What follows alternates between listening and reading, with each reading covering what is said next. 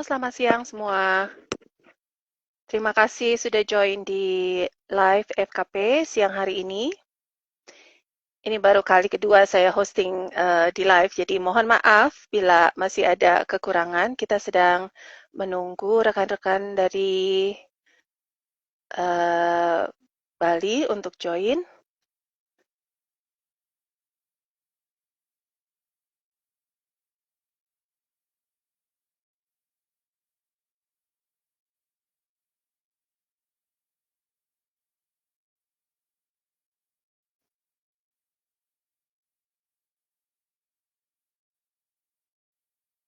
Baik, sepertinya sudah join. Mungkin nanti saya eh,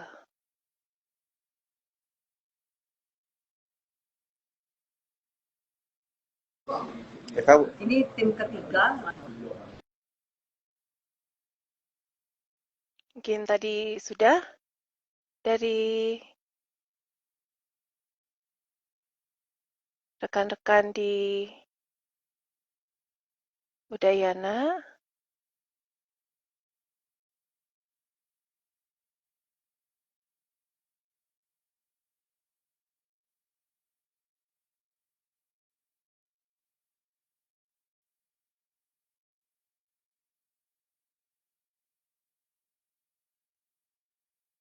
Sebentar, mohon maaf.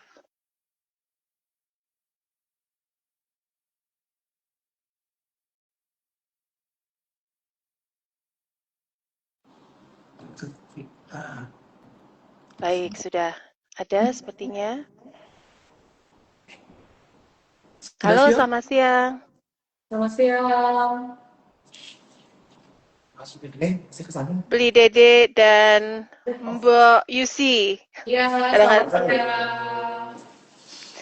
terima kasih nih sudah meluangkan waktunya siang-siang di jam istirahatnya untuk bincang-bincang dengan FKP. Mungkin sebelum kita mulai, Bapak dan Ibu, saya perkenalkan Dr. Yusi Primandari dari Fakultas Ekonomi dan Bisnis Universitas Udayana yang akan menjadi presenter atau mempresentasikan, mendiskusikan hasil penelitian beliau termasuk sebagai bagian dari program atau degree ya di S3 di bidang ilmu ekonomi.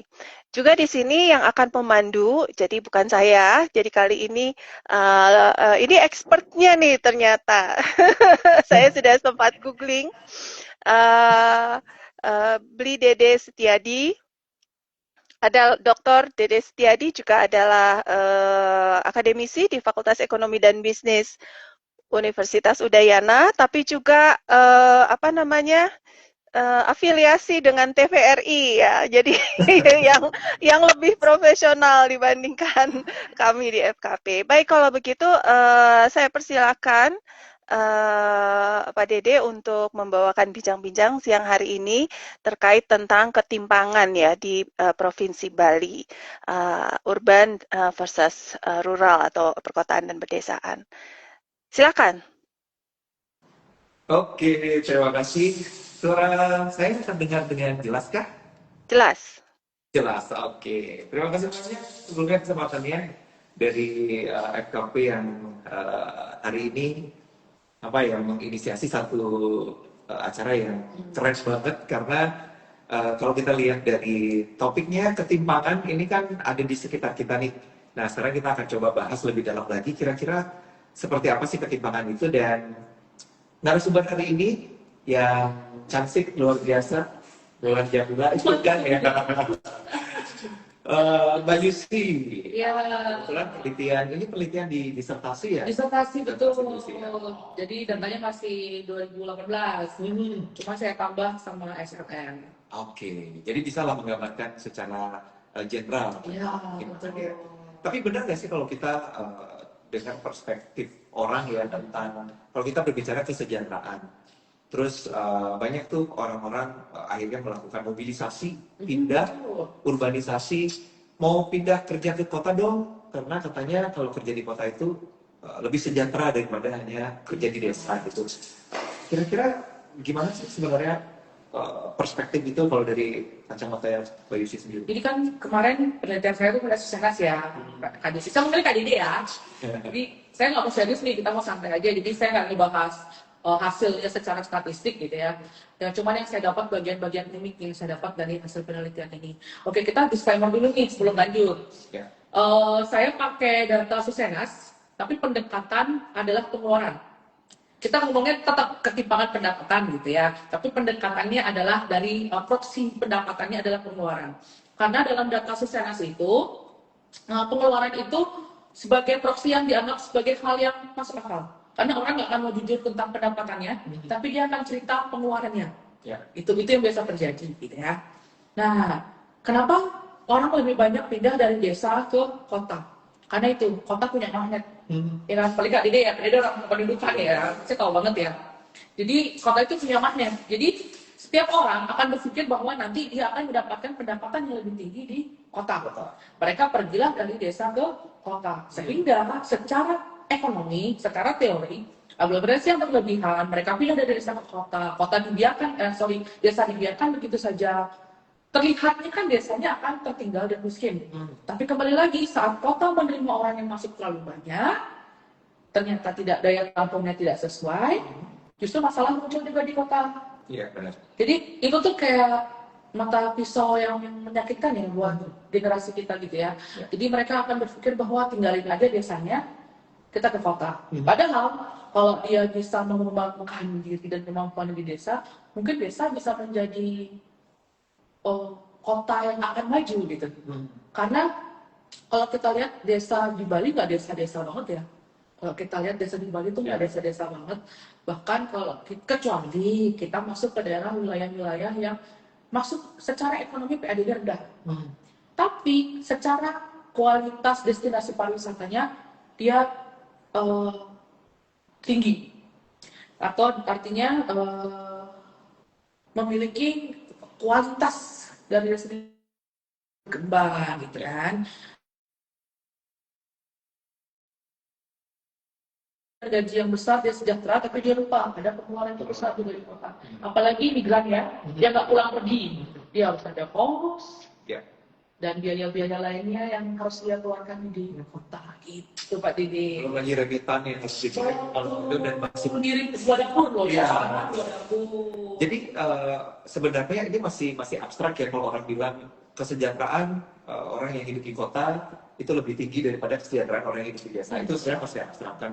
Apalagi kalau kita berbicara penelitian dari Yusi sendiri itu kan di kota Denpasar. Oh enggak, Provinsi Bali. Provinsi Bali ya, oke. Kalau kita berbicara khususnya di Provinsi Bali, kota Denpasar dan Kabupaten Badung itu kan menjadi tujuan utama ya orang mobilisasi dari desa ke kota. Ya tujuannya kalau mau Denpasar ya Badung betul-betul saja. Kalau dari hasil penelitian yang Yusi lakukan, memang terlihat itu ya ketimpangan atau perbedaan kesejahteraan antara Badung dan Denpasar dibandingkan dengan kabupaten lainnya. Oke. Jadi ini yang saya pakai analisis bukan analisis yang ini ya. Jadi kemarin saya dibantu sama Nanda. Jadi saya pakai Pilar of Sakra, dia sudah ada beberapa kayak promnya. Jadi di situ dia melihat ada base.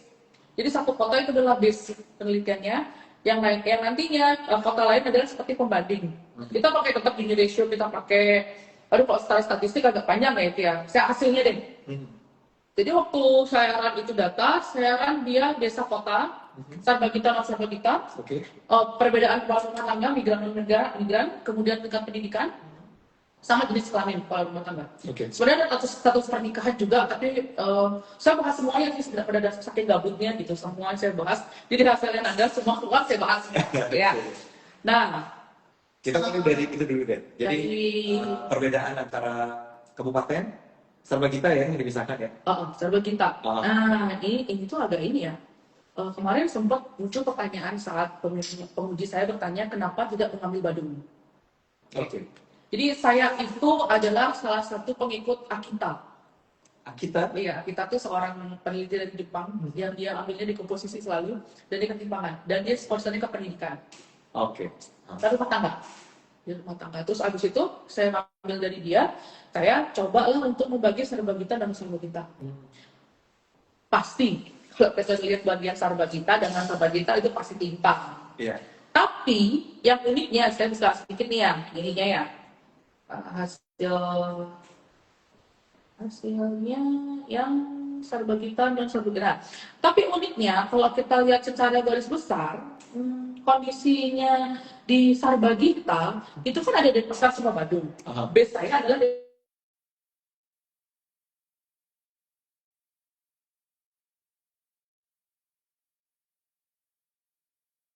kalau dari kestabilan ekonomi, Denpasar adalah wilayah paling stabil. Ya. Karena saat terjadi perubahan sedikit saja dari faktor-faktor non ekonomi, kayak kemarin ada COVID, ada yang lainnya, wilayah yang PAD-nya tetap positif dan tidak terlalu sampai minus 100-an ke Badung, itu masih Denpasar.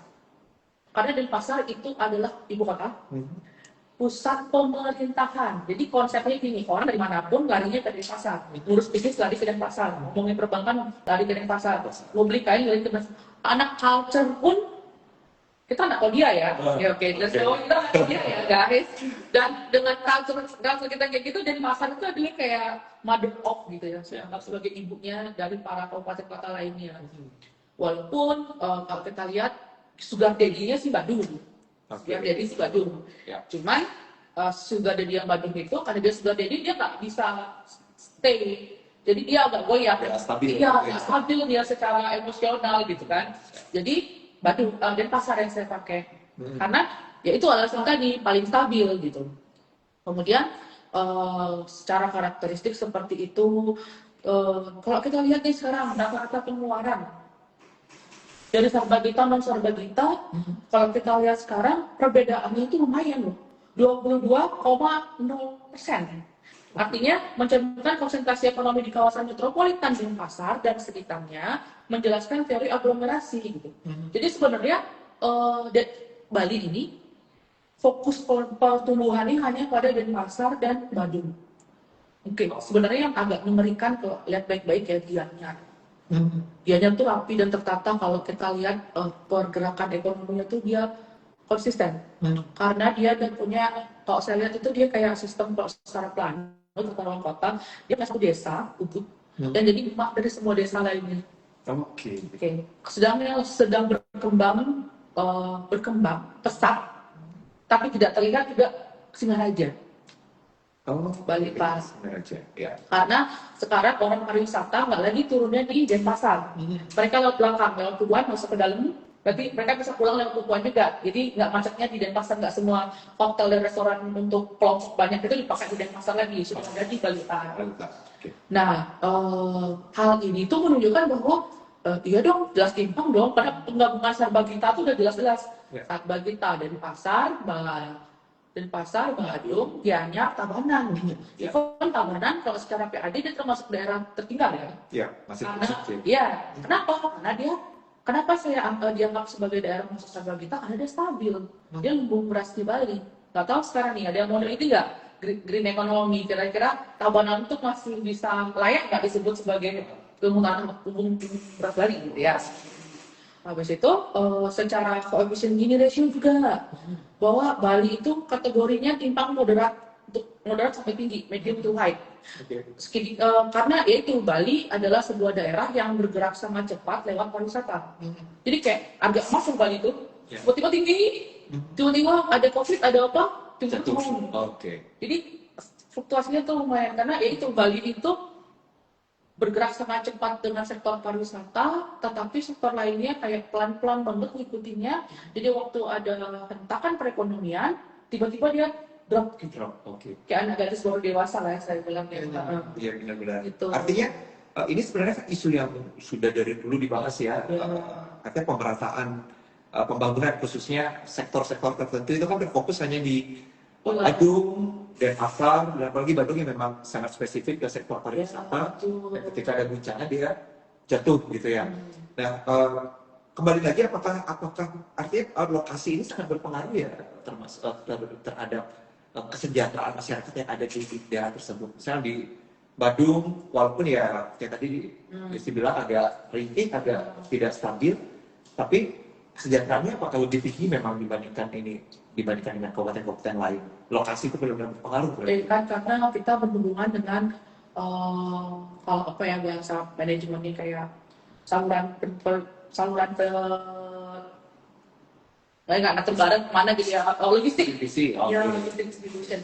Jadi kalau kita lihat Denpasar itu kan poin dari Bali. Ya. Jadi semua barang itu kan pasti berhenti di Denpasar. Pasar. Sedangkan daerah lainnya itu kan pasti akan meminta barang dari Denpasar baru ke sana.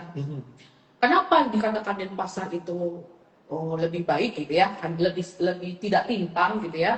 Karena yaitu semua hal itu di Denpasar. Jadi akses yang dipunya lebih baik dan lebih murah. Sekarang nih anggap KDD di Karangasem, terus KDD pengen beli KFC. Ya. Itu sederhana nih, soalnya yang nonton masih banyak mahasiswa ya. Terus KDD pengen beli KFC. Nah, KDD tinggal di pasar, KDD tinggal ngambil handphone, buka Grab, cuman perlu ongkos, anggap ada potongan harga kirim dapat Rp2.000, KFC dapat potongan 30%, bisa dapat Rp40.000 udah sampai di rumah. Sedangkan yang di Karangasem butuh KFC, pengen banget sama KFC. Effortnya buat jadi KFC kan luar biasa tuh, ngambil motor, beli bensin sampai Denpasar, bayar parkir, beli bensin 40.000 sampai Denpasar bayar parkir, 2.000 udah 42.000, beli KFC 52.000 sampai sana baru bisa makan. Itu tuh hal yang tidak terpikirkan gitu, bahwa ada faktor non ekonomi yang tidak bisa diuangkan secara ekonomi, yang sebenarnya alur yang mereka butuhkan untuk tampil sejahtera itu lebih mahal dibandingkan mereka yang di kota. Tapi kita ngomong sejahtera secara unitnya ekonomi. Tapi kalau secara perasaan, yang biasa orang bilang happiness index yang lagi ngetrend sekarang ya, mungkin penduduk di kota itu sudah enough. Untuk yang tua, tapi untuk yang muda pasti tidak. Makanya terjadi migrasi antara desa dan kota. Faktor non ekonomi itu sebenarnya menarik ya. Jadi itu tergantung sekarang kebijakannya apakah mengarah kepada kebijakan ekonomi atau kebijakan untuk mengatasi faktor non ekonomi, infrastruktur, tingkat pendidikan. Baik. Kalau di penelitian UC sendiri itu apakah memasukkan juga faktor-faktor non ekonomi? No, ya ada. Yang saya masuk itu faktor demografi, termasuk status pernikahan, sama pendidikan. Pendidikan kepala keluarga. Iya, betul. Artinya infrastruktur tidak masuk ke dalam pembahasan. Iya, karena di sana nggak ada ya kalau nggak salah infrastruktur. Baik, mungkin kita skip dulu untuk infrastruktur karena kan itu di luar faktor ekonomi. Betul, nggak ada juga saya bingung. Iya betul. Nggak ada, Pak. Tolong Pak. Dan kita masuk lebih dalam lagi untuk faktor ekonomi. Ada juga yang bilang ketimpangan itu juga disebabkan oleh sektor pekerjaannya. Nah, kalau kita spesifik berbicara Bali, sektor pariwisata itu kan dikatakan sebagai sektor yang paling tanda kutip berlimpah, sejahtera. Jadi kalau mau hidupnya sejahtera, kerjalah di sektor pariwisata. Nah, itu yang biasanya berkembang ya orang-orang, khususnya orang-orang di Bali. Tapi benar nggak sebenarnya persepsi itu bahwa sektor pekerjaan tertentu, misalnya pariwisata atau sektor jasa, itu berpengaruh sekali terhadap kesejahteraan? Nah, kita anggap dia kesejahteraan, kita anggap sebagai kalimat bahwa dia punya duit gitu ya. Kita sejahtera, berarti orang sejahtera paling sederhana adalah memenuhi kebutuhan hidup sehari-hari. Itu kita anggap itu, jangan sejahtera langsung ngomongnya kayak di film Beracun CEO. Enggak ya. Nah, kalau kita lihat sebenarnya kalau gajinya besar, tinggal di kota, kemarin bisa nggak sih Pak Dede? Iya, karena di kota itu kan banyak tanda kutip ya godaan. Pasti keluarnya lagi. Jadi orang itu anggap yang tingkat pendidikannya di bawah SMA misalnya, kayak susah ya. Sekarang aja jadi penjaga Indomaret, Indo April, itu kan Indo April itu juga harus minimal sarjana ya. Betul. SMA. Artinya orang yang, nah ini yang unik, saya nggak lihat. Saya kebetulan sudah melihat jenis pekerjaan ya dalam penelitian saya. Yang saya lihat adalah migran yang datang ke Bali. Uniknya, nah ini uniknya, mereka kepala rumah tangga yang berstatus migran itu lebih sejahtera, dibandingkan kepala rumah tangga non migran. Kalau non migran mungkin kali ini bisa ngerti orang asli. penduduk asli kesejahteraannya ternyata lebih rendah dibandingkan daripada penduduk pendatang. Yap. Kok bisa? Nah, ini sebenarnya fakta yang menyakitkan. Saya bicara sama waktu saya hasil penelitiannya keluar, saya sempat diskusi sama beberapa orang yang memang di bidang ini gitu ya, termasuk pendidikan. Jadi gini, orang yang datang ke Bali sudah tahu bahwa Bali itu adalah daerah yang berkembang dengan sektor yang paling tinggi sekunder, yaitu jasa, Ya. services. Artinya, paling tidak mereka yang datang itu dari segi kemampuan mereka punya sesuatu yang bisa mereka jual. Daya jual mereka di Bali tinggi. Misal, mereka datang ke Bali dengan sudah bisa berbahasa Inggris dan mereka memang sudah anggap minimal SMK untuk housekeeping. Ya. Oke. Jangan bilang tidak bahwa di Bali kemauan anak-anak masuk ke SMK agak kecil. Mereka lebih suka ke SMA atau sekolah internasional, sekolah sederhana. Nah, saat orang non Bali itu datang, mereka udah bawa nih, udah tahu nih. Jangankan yang paling tukang saja yang datang ke Bali itu minimal dibayar 125.000 per hari. Oke. Dan tukang itu, orang Jawa itu bisa kerja nggak berhenti-berhenti. Karena mereka nggak ada film sama Purnama. Ya, Betul. Oke, itu yang pertama dipegang.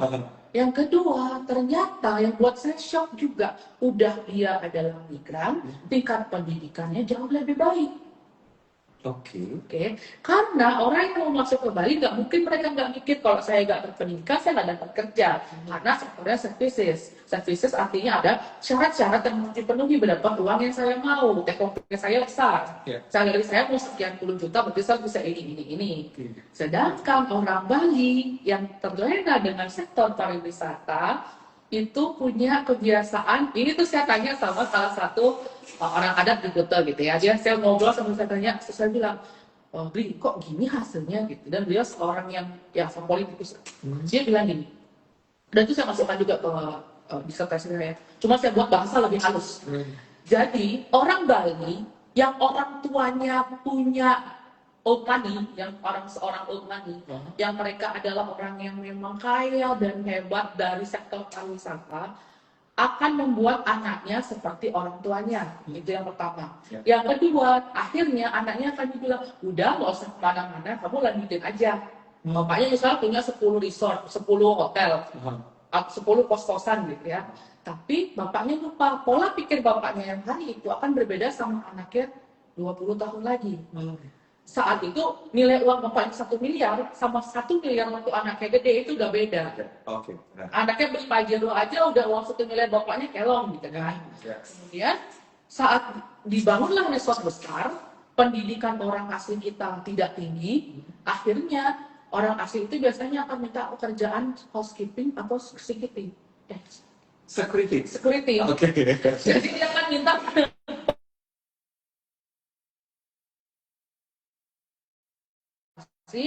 para rumah tangga bekerja sebagai security atau security atau housekeeping. Sedangkan bos KDD gitu yang dia seorang supervisor ternyata bukan orang Bali. Ya,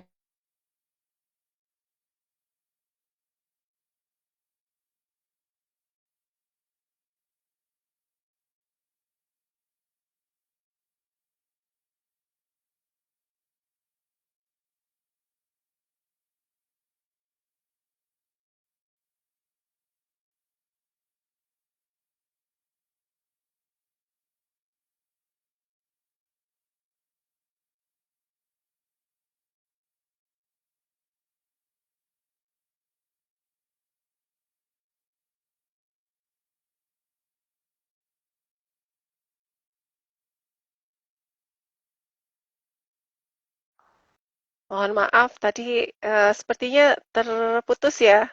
Jadi perbincangan serunya kita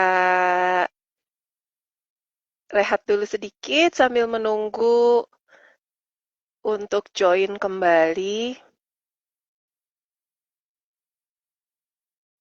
Mungkin sambil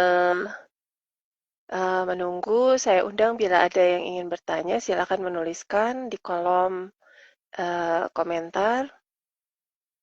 Saya sendiri ada pertanyaan nih tentang dampak pandemi gitu ya. Karena tempo hari ketika ada pandemi kita tahu bahwa sektor pariwisata sangat terpukul, jadi banyak juga orang yang kembali atau ya berpindah ya ke sektor pertanian, jadi kembali ke desa.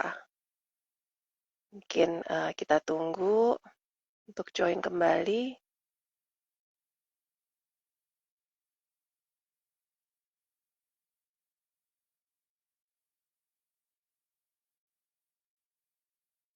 Ntar bilang aja bisa jalan-jalan. Oke, sudah kembali. Iya, tadi kita jalan-jalan dulu. Ke pantai dulu, pantai. Monggo, Kita silakan selalu dilanjutkan.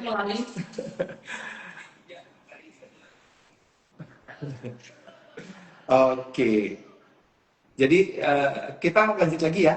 Lanjut lagi, silakan. Tadi sepertinya sampai ke tingkat pendidikan ya, yang migran.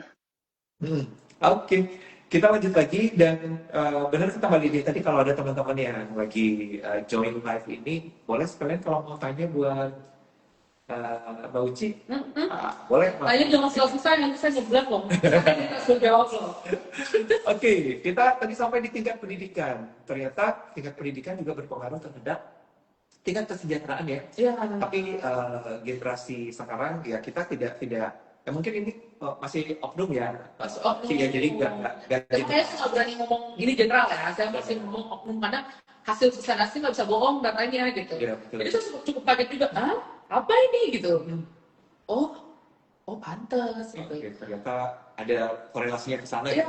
Jadi ya kemarin saya sempat punya ide untuk melihat juga sebenarnya kalau kita lihat secara rumah tangga, selama ini kan kita asik banget tuh penelitian tentang ketimpangan pasti ngomongnya regional ya, secara daerah gitu ya. Yeah. Padahal kalau kita lihat unit terkecil dari sebuah perekonomian kan rumah tangga. Sebenarnya individu sih, tapi ribet banget ya kita ada individu ya. Unit terkecil dari ekonomi itu kan sebenarnya rumah tangga. Betul. Sebenarnya rumah tangga itu sudah menggambarkan bagaimana ketimpangan kita gitu. Nggak usah jauh-jauh dari tetangga depan sama belakang udah. Kelihatan banget secara individu yang satu keluar rumah besar, yang satu keluar rumah nggak besar gitu, yang satu kerjanya dari 8 sampai jam 10, yang satu kerjanya dari jam 8 sampai jam 8 pagi lagi gitu, dan tetap begitu aja gitu ya. Nah, Allah kayak gitu tuh sebenarnya mengkritik saya bahwa kemungkinan besar kalau kita kulik lagi data Sosienas nih, kita bisa lihat sebenarnya sejauh mana sih rumah tangga itu ikhlas mengeluarkan pengeluaran itu pendidikan anaknya. Oke, betul. Ditambah lagi karakter sekarang dan mungkin banyak perspektif yang menyatakan bahwa nggak penting pendidikan formal, yang penting nanti pekerjaannya bisa menghasilkan pendapatan yang tinggi gitu. Artinya itu mungkin yang perlu kita luruskan ya. Ya betul.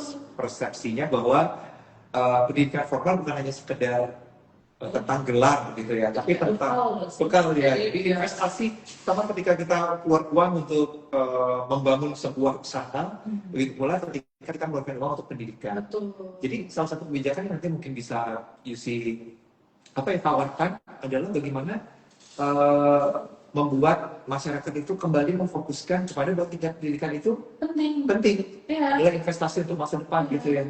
Jadi ya kembali lagi ke perspektif orangnya ya. Karena mau sukses nggak perlu pendidikan tinggi, ada juga yang mau kayak makanya saya suka kesel tuh kalau lihat orang yang bisa di public figure gitu ya, suka ngomong-ngomong gitu kan. Jadi enggak gitu konsepnya. Jadi konsepnya kenapa orang diberikan pendidikan untuk meningkatkan daya analisis mereka, termasuk memilih kehidupan kita gitu loh.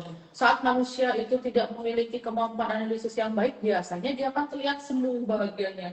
Ada sekarang tapi beberapa bulan lagi udah nggak ada gitu. Sering banget tuh sekarang kita ketemu, apalagi ini masuknya sekarang cepat banget ya pergerakan, termasuk ada pinjol, judol, apa macam-macam itu. Kasus bunuh diri, suicide juga banyak banget karena hal sepele itu sebenarnya kalian dia masuk ke lingkungan itu gitu ya. Cuman ya itu manusia harusnya seorang tua itu punya kewajiban paling tidak minimal kita berapa tahun sih, 12 tahun ya kita. Ya, 12. Minimal 12 tahun anaknya disekolahin gitu. Artinya saat dia udah nggak ada, anaknya udah bisa cari kerja dengan minimal upah gaji dia ada 12 tahun gitu. Kalaupun orang tuanya punya fasilitas buat dia jadi bisnis, ya itu lain cerita. Tapi paling tidak analisis si individunya itu mumpung gitu buat menerima perubahan yang cepat dari pergerakan perekonomian kita. Iya, betul. Tuh. Jadi nyambung juga sama hasil penelitian dari Uci bahwa tingkat pendidikan kepala keluarga itu berpengaruh sekali terhadap tingkat kesejahteraan anggota keluarga tersebut juga ya. Dan memang saya pun pernah menemukan satu hasil penelitian bahwa tingkat pendidikan orang tua, khususnya ibu, itu sangat mempengaruhi sekali perspektif anggota keluarga untuk menentukan pilihan ke depannya. Nah, hasil penelitiannya Uci sendiri dan tingkat pendidikan kepala keluarga seberapa sih pengaruhnya ke kesejahteraan? Wah, ini tuh agak ini ya, kita susah banget ya, di Bali patriarki ya, sorry. Saya nggak ngomong yang panjang gitu ya, Bali itu patriarki gitu. Jadi jarang banget saya ketemu tingkat bahwa kepala rumah tangga adalah perempuan, kecuali mereka adalah perempuan yang dicerai. Baik cerai hidup maupun cerai mati. Cerai ada dua ya, cerai hidup, cerai mati. Kalau cerai hidup orang pasangan yang meninggal, kalau cerai mati pisah gitu. Ya, kembali. Kalau cerai hidup, cerai hidup pisah. Kalau cerai mati pasangannya meninggal. Makasih loh Pak. Kalau saya kebalik-balik. Habis itu, karena gini, yang kemarin itu kepala rumah tangga yang dia secara pendidikan itu memang benar-benar bagus hasilnya.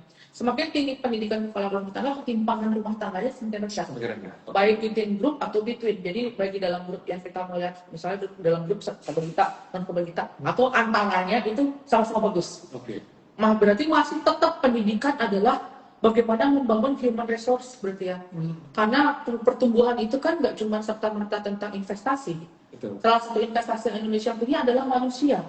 Kita tuh kaya banget sama manusia guys.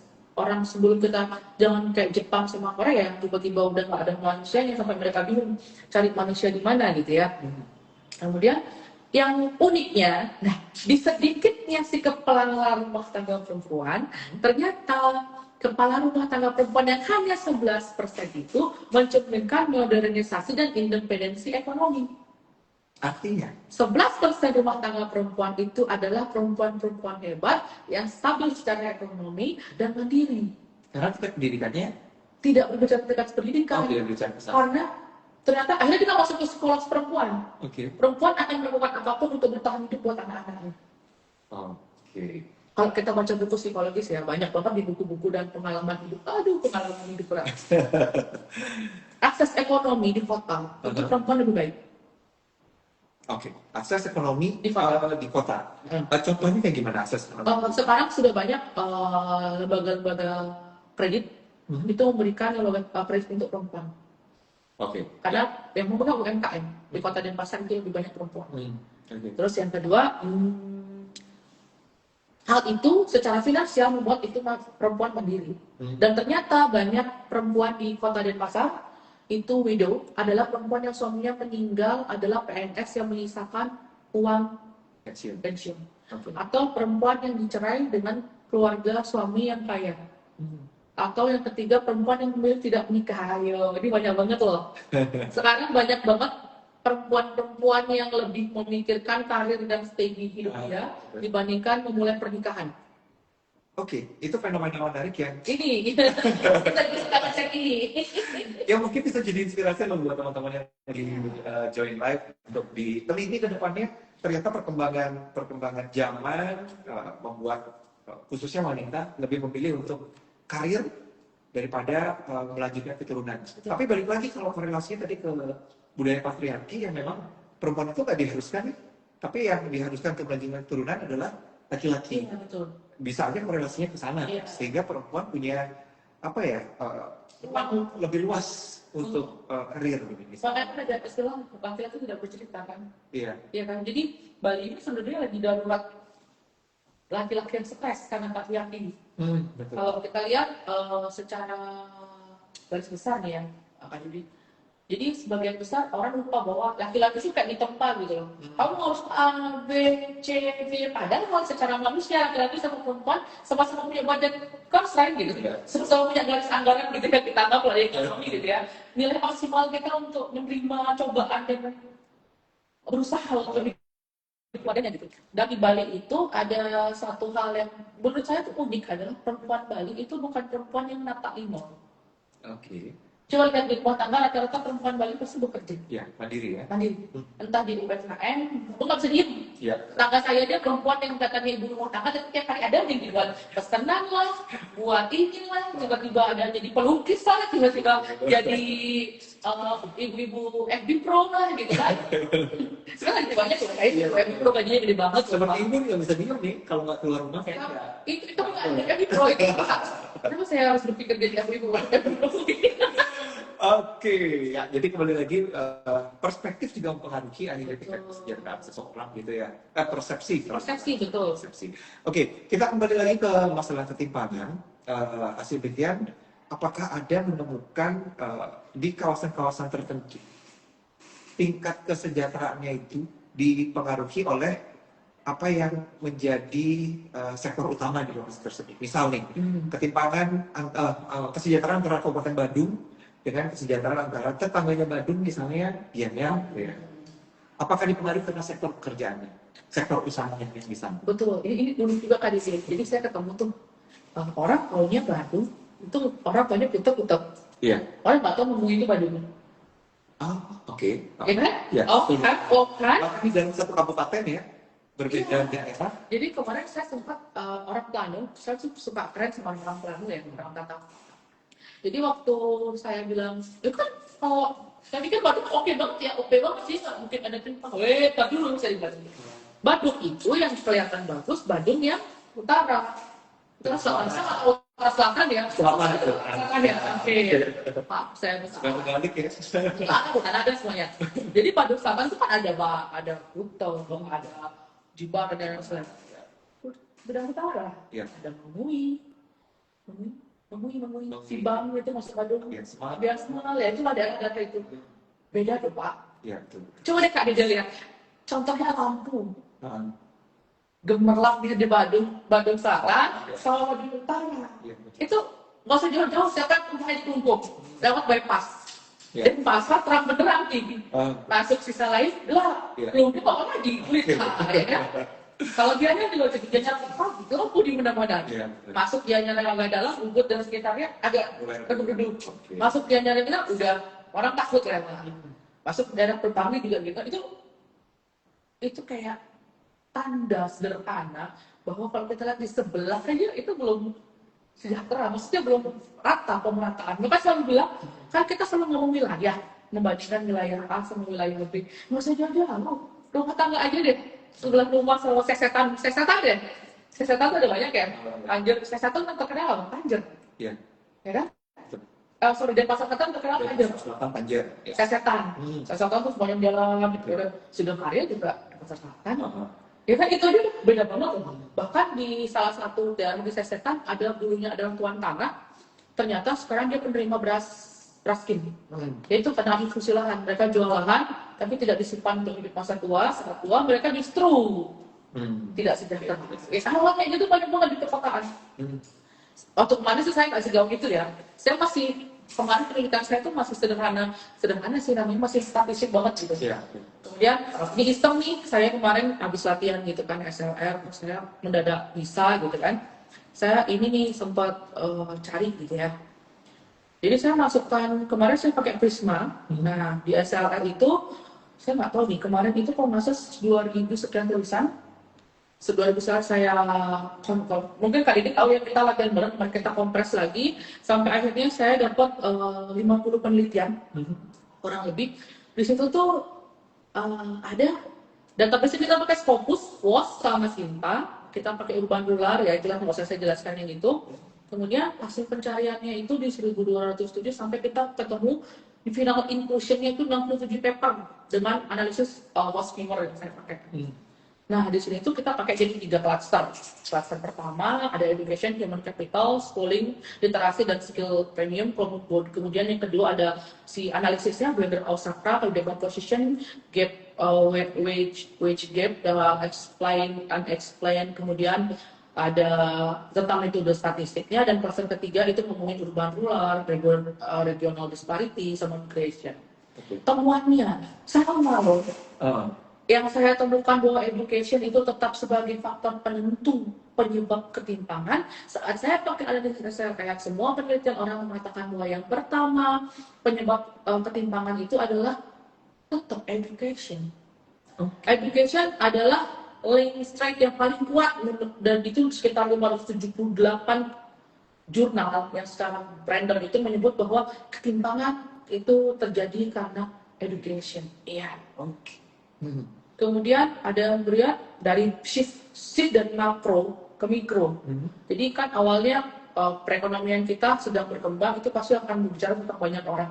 Kemudian makin modern, sudah nggak lagi ngomongin makro, kita tunjuk pasti ke mikro, bagian kecilnya. Dan saya rasa sedikit banget seorang peneliti itu ke mikro ya. Saya jarang banget. Dan lebih besar orang-orang mikro itu pasti ngomongnya matematika dan statistik. Ya nggak? Peneliti-peneliti mikro pasti di matematika. Peneliti-peneliti makro pasti di analisis regional. Ya. Kemudian yang gapnya saya dapat adalah benar di pendidikan itu masih jadi masalah yang menyebabkan 60% ketimpangan dari gap urban dan daerah. Kemudian struktur faktor dari dominant koefisien efektifnya itu adalah antara desa kota itu masih udah tetap ternyata benar geografi. Kondisi geografi sebuah daerah itu yang menyebabkan ketimpangan. Kalau dari SLR nih, SLR itu kan kayak kita nggak cuma membaca saja tapi membandingkan gitu kan. Kalau kita lihat posisi penelitian sekarang itu konteksnya di geografis, balik as tourism economics. Kemudian kalau kita lihat unit analisisnya expenditure bukan lagi income atau wages. Karena pengeluaran itu lebih real. Pengeluaran itu lebih mudah ditanya dibandingkan pendapat kali ini berapa sih? Pasti kali belum bukan karena baca tuh orang aja kita gitu kan. Enggak bakal kali mau kali ini berapa sih biaya sekolah anak gue segini loh. Susah sombong lah kalau kita dari pendapat itu sih susah banget ngomong. Tapi kalau ngomongin pengeluaran berapa sih kopi sekali? Kita Starbucks sih iya kan. Padahal orang pelaku itu cuma bohong penghasilan bilang 3 juta nih gitu kan. Bohong kan kita. Kalau di itu nggak sampai lebih dari 3 juta kan. Betul. Dan jangan lupa kita tuh kemarin habis diserang mati-matian sama Covid. Iya betul. Habis itu ada household level mikro, benar. Yang harusnya menjadi ukuran belakangan itu yang tetap household, rumah tangga, level mikro. Berhenti kita melakukan penelitian terlalu luas ke regional, maksudnya terlalu luas. Karena apa? Nanti kebijakannya nggak kena ke yang bermasalah gitu. Sebagian besar kebijakan kita tuh umum, tapi nggak lihat yang bermasalah gitu ya. Kemudian ya seperti itulah intinya bahwa yang paling penting itu setelah saya dapetin human capitalnya. SLM juga mengatakan human capital sama seperti temuan saya yang kita sekarang udah 2023 ada Sesana 2012 dan kita 2018 menurut saya itu masih relevan gitu ya. Saya masukin SLM ternyata masih didukung gitu. Jadi intinya apa? Kalau kita mau maju secara rumah tangga, pendidikan anakmu itu dibagusin. Baik. Tiga temuan menarik dari yang disampaikan Mbak Yusi adalah satu pendidikan. Dan pendidikan kita tidak berbicara makro ya, artinya tidak berbicara fasilitas pendidikannya, akses pendidikan, tapi berbicara tingkat pendidikan si manusianya, SDM-nya. Pendidikan. Dan itu menjadi faktor paling dominan yang menentukan ketimpangan. Kemudian yang kedua adalah shifting dari makro ke mikro. Setuju, dan ini mungkin bisa jadi gambaran buat teman-teman mahasiswa yang lagi mau buat tugas akhir atau teman-teman peneliti. Jadi penelitiannya ya saya setuju sih, daripada kita mau meneliti satu hal yang besar, akan lebih kena dampaknya ketika lebih dibuat mikro. Bukan berarti pindah dari makro ke mikro, tapi lebih kena ke sasarannya. Apalagi sekarang kan kita ada lagi yang terbaru adalah seorang peneliti harus berdampak. Iya betul. Penelitian kita harus berdampak. Artinya dosen pun penelitian berdampak. Nah saya lihat jangan banget dosen yang penelitian berdampak. Ibu saya mencoba tambah gitu, profesor saya tahu benar-benar berdampak. Dia peneliti kecil, cuman dia meneliti perilaku loh yang diteliti. Perilaku nelayan perempuan di salah satu desa di Semarang. Tapi penelitian beliau berdampak langsung. Padahal itu penelitian bukan pengabdian ya.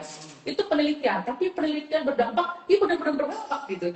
Karena memang langsung kena ke perilaku sih. Dia benar-benar terjun ke sini, mempelajari dia bagaimana si perempuan itu membagi waktu bangun pagi nyiapin buat suaminya berlayar ngambil ikan. Setelah suaminya berlayar ngambil ikan, dia ngambil ikannya kemarin, dijemur, dikasih garam, dijemur. Setelah jemur itu dia cuci tangan, dia masakin buat anaknya, dia masakin anaknya, dia antar sekolah.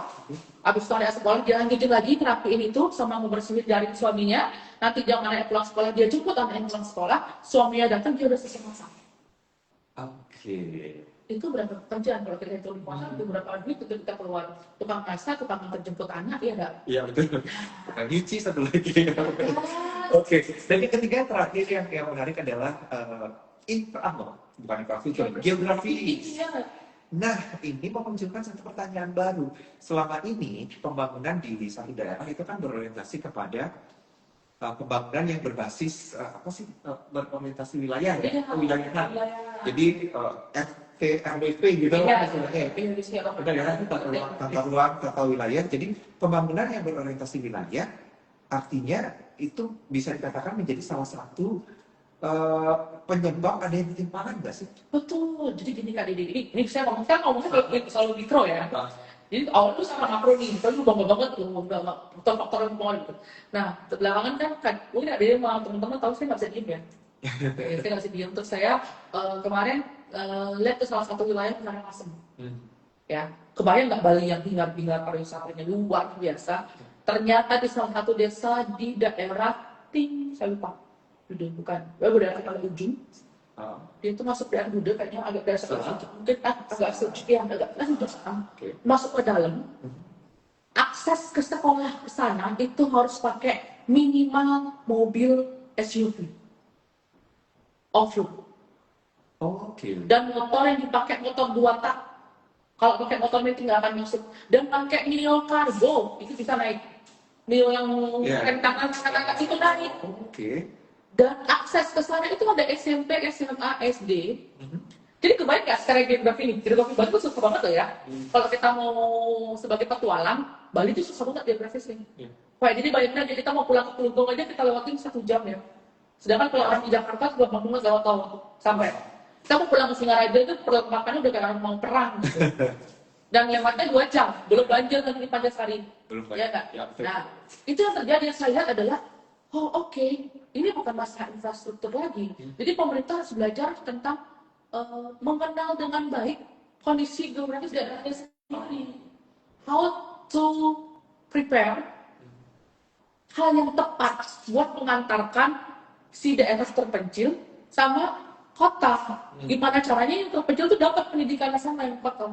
Dan lebih kasihan lagi nih saya nanya sama salah satu LSM yang akhirnya menang menang pegang itu daerah, saya tanya, saat pemerintah mengirim guru ke sana, gurunya itu berjuang banget loh ya ke sana. Guru tuh kasihan banget loh ya. Gurunya berjuang banget ke sana. Sampai sana gaji mereka sebulan hanya 200.000. Setelah hanya 200.000 dengan risiko luar biasa sampai ke daerah kecil itu, dibayarnya nggak jelas KDD. Akhirnya guru PNS yang wajib, kamu kayak dosen ya, kita wajib mengajar ya, menyerah. Akhirnya yang mengajar ke sana adalah volunteer. Anak-anak luar, yang orang tuanya uang udah banyak, yang mereka nggak ada kerjaan, mereka sarjana, mereka butuh tempat buat mengapresiasi diri, yang ngajar di situ. Dan anak-anaknya pinter-pinter. Dan yang buat saya sedikit sakit hati adalah, sakit hati ya menurut saya ya, akhirnya ada orang pinter nih, orang luar nih, orang Jepang pinter lihat, wah ini anak-anak bisa jadi pegawai spa. Mereka udah sekolah, udah syukur nih ya.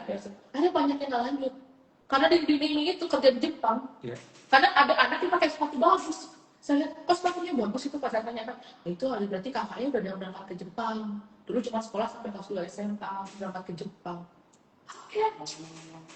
Tapi orang di Bali itu, orang Bali itu punya sifat yang pintar maju. Daya juang kita luar biasa.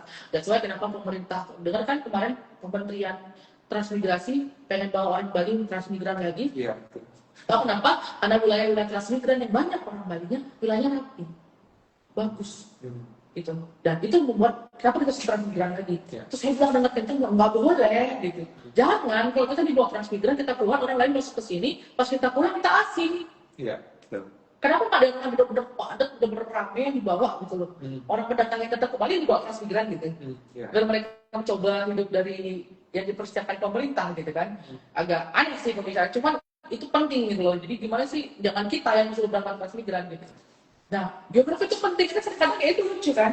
Karena di daerah Karangasem itu, yang daerah terpencil itu nggak butuh sarana yang mewah gitu. Dibuatin sekolah bagus nggak butuh, tapi gimana tuh pemerintah mempelajari geografinya dia sehingga ada yang bisa akses ke situ gitu. Ada yang bisa sekolah ngajar mereka ke situ, dan mereka mau beli buku ke bawah gampang, mau beli buku atas. Nah itu kenapa saya bilang kenapa orang lebih suka ke kota. Karena dia mau sekolah aja perjuangannya gila gitu loh.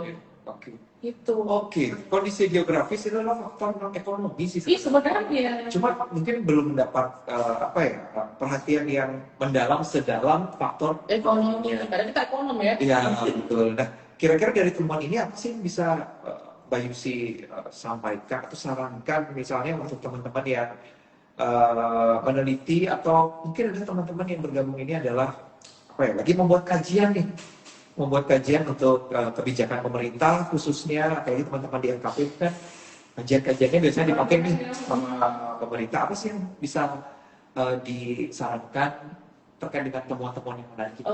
Aman agak sedikit tidak masuk akal gitu ya. Kadang saya bilang bahwa kenapa nggak bertanya kepada masyarakat yang butuh apa baru dikasih gitu. Kenapa ngasihnya itu adalah yang dianggap sama pemerintah dibutuhkan masyarakatnya gitu. Itu kayak kita buang garam di air laut. Padahal yang diminta masyarakat sepele, misalnya kayak Pak tolong dong jalan lintas ini diperbaiki. Sebenarnya itu. Tapi pemerintah bilang, oh iya dibangun nih pusat pembelanjaan terbuka gitu. Saya dibutuhkan sama pemerintah, sama masyarakat desanya bangun sekolah yang memadai, yang ada kamar mandinya, yang mereka nggak usah harus nimba dulu. Anak-anak di sana tuh banyak yang nimba dulu kan. Kalau kita di desa-desa itu kamar mandi sekolahnya masih bagus. Jangankan di desa, kalau mau untuk jalan-jalan sekeliling Denpasar masih banyak sekolah negeri yang jelek SD. Amruk gitu ya juga banyak. Karena ya itu karena hobi saya nggak bisa diem gitu. Terus abis itu ini ada saya beberapa yang saya suka sebut adalah misalnya gini, kesenjangan ekstrim itu terjadi di Denpasar sama Karangasem. Ya itu sekitar 166%. Artinya rata-rata pengeluaran di Denpasar itu 2,6 kali lipat daripada Karangasem. 2 kali lipat bahkan ya, lebih dari 3 kali lipat ya. 3 kali. Ini adalah kesenjangan yang sangat besar dari satu provinsi loh ini. Ya itu karena rumah tangganya, karena kita pakai sesenas ya, jadi kita ngomongin rumah tangganya ya. Kemudian kalau kita lihat tempat teratas adalah Sarbagita. Konsentrasi ekonomi sangat jelas di sana. Kemudian manfaat pariwisata tidak menentu secara geografis. Dulu, angkatan saya 2004, saya nulis skripsi 2007 kalau nggak salah 2006-2007 itu ada dulu itu kalau saya nggak salah undang-undang nomor berapa, undang-undang daerah ada pembagian 10% dari PAD dan serta pariwisata kepada kabupaten kota yang merupakan tujuan destinasi pariwisata untuk pengembangan destinasi pariwisata. Saya nggak tahu sekarang masih ada nggak itu. Ya, jadi gini, saat PAD itu tinggi jangan dipakai buat yang enggak. Saat PAD itu tinggi jadilah sister village buat daerah lainnya. Artinya apa? Aku nih kakaknya, aku nih punya duitnya, lu butuh apa? Karangasem butuh apa? Kita nggak bisa pengembangan pariwisata. Oke, dari buat berangkat. Buat adikmu nggak bisa nih. Gimana caranya pengembangan alam dia nggak rusak, tetap ada budaya, tetap ada alam. Karangasem punya tuh. Jadi sister village yang Karangasem, Ubud nih, berangkat Ubud, ngajarin. Gitu. Terus apa nih Denpasar? Singaraja tuh mau jadi Denpasar loh. Sekarang sudah ada Uniksa, sudah ada fakultas dokteran, sudah ada sekarang di Singaraja sombong nih, Singaraja sudah ada Pizza Hut, sudah ada dari Denpasar bantu Singaraja gimana cara memecah pemerintahan. Jadi yang mendekati baru utara ke Singaraja, yang mesti dibalikkan ke Denpasar gitu. Oke, Denpasar berasal ajarin, nggak pernah. Jadi kayak antar saudara aja bersaing kita gitu. Ya nggak bisa dong, Badung lebih tinggi dong. Nanti Badung apa dari Banjar gitu, Banjarnya dibagusin gitu. Tapi dia lupa kalau ada part dari daerah Badung yang dapat bonus banyak. Karena kan memang PAD itu sukan untuk masyarakatnya juga ya. Tapi ada ternyata daerah miskin yang gurunya nggak dapet gitu. Dan itu akhirnya mengusulkan ketimpangan. Betul. Kuncinya adalah tidak bersaing di rumah sendiri. Betul. Kalau nggak salah dulu Kabupaten Badung pun menjadi bukan penyuplai siapa sih istilahnya kayak berbagi PAD sekian persen Iya, kepada kalau saya ingat banget sih dia tahun itu ya, sebenarnya kayaknya nggak ada ya, saya lihat ya kembali mungkin ke nggak ada lagi itu. Oke. Jadi yang harus diperhatikan terkait dengan kebijakan adalah gimana sih untuk bisa menurunkan ketimpangan itu, terutama antar kabupaten di dalam satu provinsi. Betul, tadi dulu ya. Itu dulu. Oke, salah satunya adalah dengan turun langsung dan membutuhkan apa sih masyarakat untuk pengembangan ekonominya. Jadi boleh dikatakan itu sistemnya bottom up. Iya. Bottom up ya. Jadi apa yang dibutuhkan dalam masyarakat, itulah yang dirumuskan menjadi sebuah kebijakan melalui sebuah kajian dan itu yang akan diimplementasikan. Karena kalau kita ngomongin itu kemarin juga sudah pada 3 cabang. Pertama, tingkatkan akses pendidikan. Artinya atasi endowment effect agar orang desa punya karakteristik yang sama dengan orang kota dari tingkat pendidikan. Kemudian tingkatkan return of education agar pendidikan di desa diberi imbalan setara dengan di kota. Misalnya sama-sama sarjana, balik ke desanya, nggak dapat kerjaan deh. Ya enggak? Ya. Kenapa nggak pemerintah lihat, kamu sarjana nih, kamu mau nggak ada lahan nih pemerintah gitu, punya lahan. Ini dong buat pertanian, pertanian dikembangin. Saya ganti deh kamu. Kita di pegawai P3K deh, apa penyuluh pertanian deh. Gimana? Kan setara. Oke. Ya kan? Sedangkan nggak pernah jadi loh, nggak pernah kan kita tawarin gitu kan, saya bilang yang dibutuhin apa gitu, Tabanan yang dibutuhin apa, petani muda dong, Tabanan yang dibutuhin petani muda nggak pernah ada gitu. Yang petani bilang kerja di BRI kemarin di abang teman saya. Oke, jadi kembali lagi tingkat pendidikan itu akan bisa menjadi salah satu solusi untuk meminimalisir atau menyempitkan ruang ketimpangan itu sendiri ya, kebijakan di dunia pendidikan. Ada yang nanya nih di live kita, gimana kalau dibandingin sama Buleleng? Nah, tadi udah dibahas. Ya, tadi kita bahas. Buleleng, saya bangun nih, saya Buleleng ya guys. Ya. Jadi Buleleng itu menurut saya adalah sebuah daerah yang cepat, tapi nggak terlihat gitu. Dia cepat, tapi yang berkembang, balik lagi ya, yang daerah Kintamani sebenarnya, itu namanya pantai itu Lovina. Lovina itu sudah mulai berkembang, terus yang bagian sana itu sebenarnya bisa nanti akan berlanjut mungkin pelan-pelan. Yang buat tren itu kemarin Krisnaland. Pengembangan Krisnaland itu kan meniru, kalau Krisnaland itu proyeknya kalau saya nggak salah ya, dia niru BNS, Batuan Spektakuler, Malang. Malang itu kan pengembangan wisata Malangnya itu oke banget ya, karena dia punya cuma pemandangan Malang. Jadi ya itu saya bilang Malang untuk daerah yang pinter ya, dia cuma melihat pemandangan Malang. Orang mau apa dibuatlah kayak pasar malam BNS Batuan Spektakuler. Di situ orang buka baru malam, di situ malam orang ramai. Nah, Singaraja itu sebenarnya punya peluang loh ya. Saya tadi bilang Singaraja bisa jadi pasar loh. Singaraja punya universitas bagus loh, di situ ada Uniksa loh gitu ya. Ada pendidikan, ada mereka juga pendidikan dokter ada, pendidikan ekonomi punya, ekonomi umum juga mereka punya. Artinya orang Singaraja nggak harus ke tetap budaya yang terbaik ya. Orang Singaraja kalau pergi jauh gitu untuk sekolah gitu, mengingat misalnya dia hanya bisa menyekolahkan anak, hanya bisa membayar SPP-nya saja, tapi tidak bisa membayar yang lain-lainnya. Jadi nggak usah paksa sekolah di luar, sekolahnya di Singaraja gitu. Karena Singaraja itu OP banget, kalau mobil aja mungkin dia sudah FM gitu ya. Jadi jalannya pelan tapi orang aja gitu ya. Itu Singaraja gitu. Dengan perkembangan yang cepat banget gitu. Kalau ke Singaraja udah kayak di Denpasar sekarang. Cuma dia belum ada mall aja sih yang besar. Masih atas sedana itu dia mall. Jadi sebenarnya apa ya kebijakan yang diberlakukan di Singaraja sudah ini sebenarnya ya sudah membuka peluang Singaraja itu bisa next menjadi Denpasar kedua gitu, sudah bisa menjadi dari pertumbuhan ekonominya. Cuma mungkin sekarang kembali lagi ke faktor-faktor apa yang harus diperhatikan. Ada pertanyaan lagi, Ci, terkait dengan masa pandemi. Jadi ketika masa pandemi itu kan orang-orang di kota, khususnya di Kabupaten Bandung, Denpasar ya, fokus sektor utamanya dalam pariwisata yang jatuh, sektornya kemudian kembali ke desa, masuk kembali ke sektor pertanian. Nah, pelajaran itu apakah bisa nantinya dijadikan gambaran oleh pemerintah untuk kembali konsen juga untuk membangun desa? Betul. Jadi gini, saya nggak tahu ya di semua daerah ya. Kenapa di saat ada satu sektor yang dianggap popping, overpower, itu doang. Gede cepat. Mereka lupa nih ada sektor penunjang. Itu sama kayak di rumah.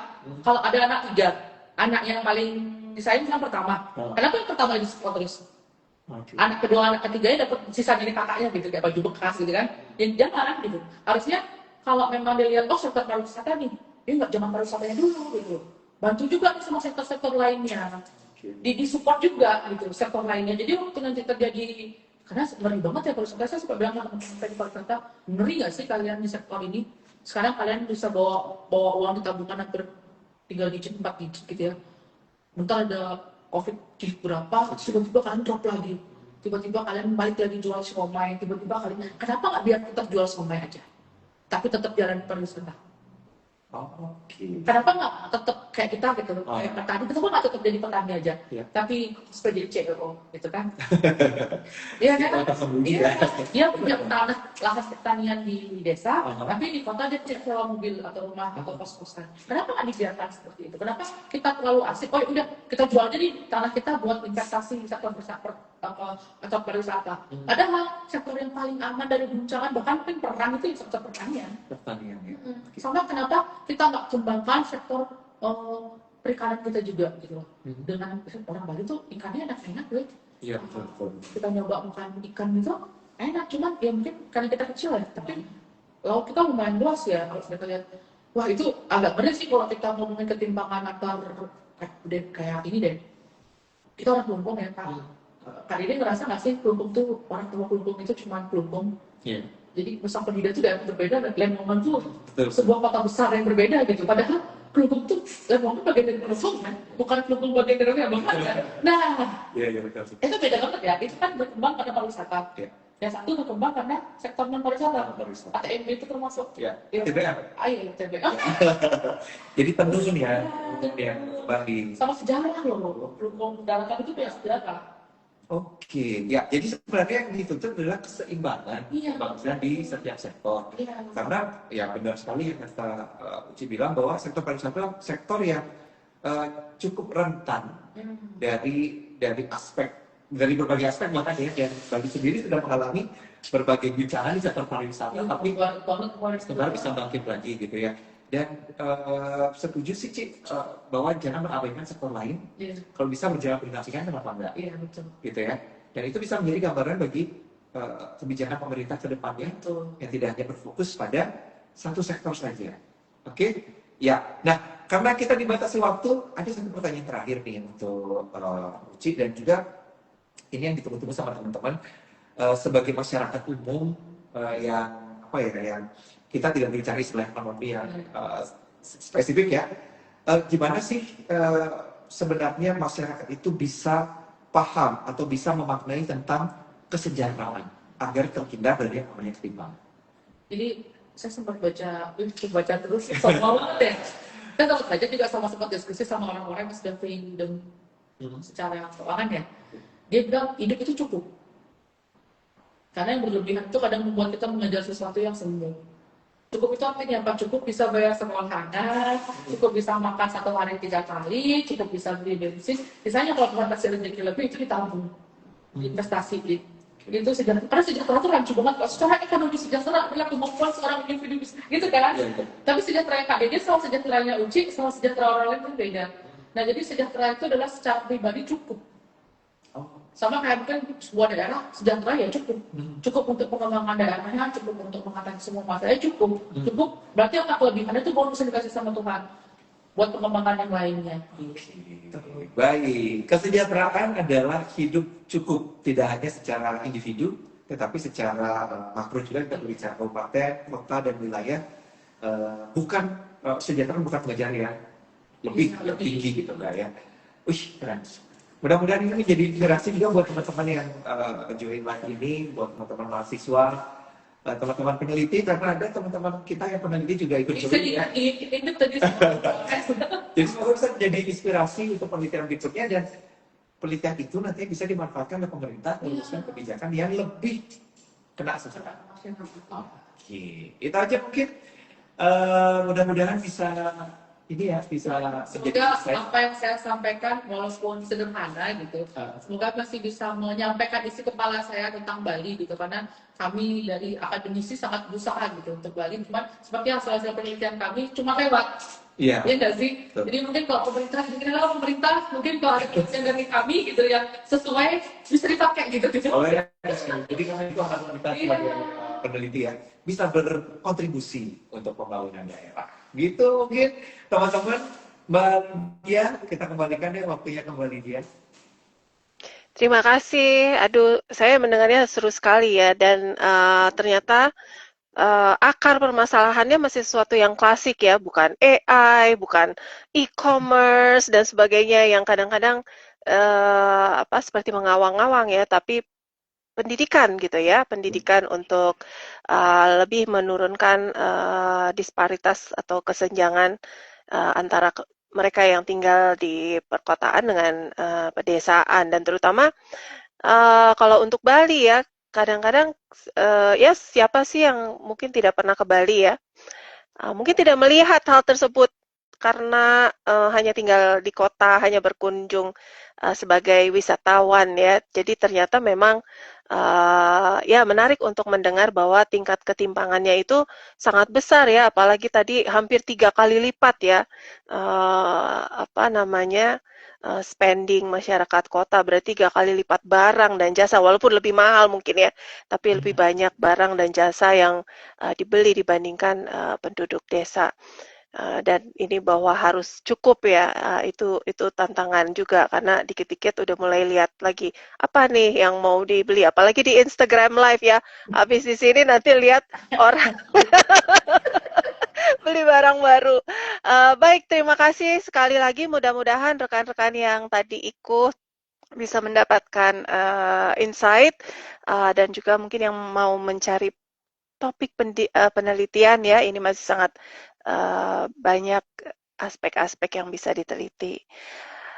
Terima kasih sekali lagi Kak Dede dengan Dek Yuci. Baik, saya mengundang rekan-rekan untuk ikut FKP minggu depan, kembali ke format tradisional yaitu di Zoom online. Kita akan membahas topik tentang aktivisme Gen Z, terutama dilihat dari protes atau aktivisme yang dilakukan di YouTube. Dan yang menarik adalah membandingkan Indonesia dengan negara-negara lain yang belakangan ini juga sedang ya mengalami tantangan ya dari sisi pengelolaan ya governance negaranya, termasuk Bangladesh dan Sri Lanka dan satu lagi ada negara lain. Itu ada di YouTube, sorry di Zoom gitu ya dan live di YouTube bersama Fakultas Ekonomi dan Bisnis Universitas Muhammadiyah Yogyakarta dan dengan discussion the new superstar gitu ya in international relations Associate Professor Sofwan Albana dari Universitas Indonesia. Itu minggu depan. Baik, kalau begitu sekali lagi terima kasih dan terima kasih juga teman-teman yang sudah join saat makan siangnya mungkin. Sampai jumpa di acara FKP berikutnya. Selamat siang teman-teman. Ya. Terima kasih. Terima kasih.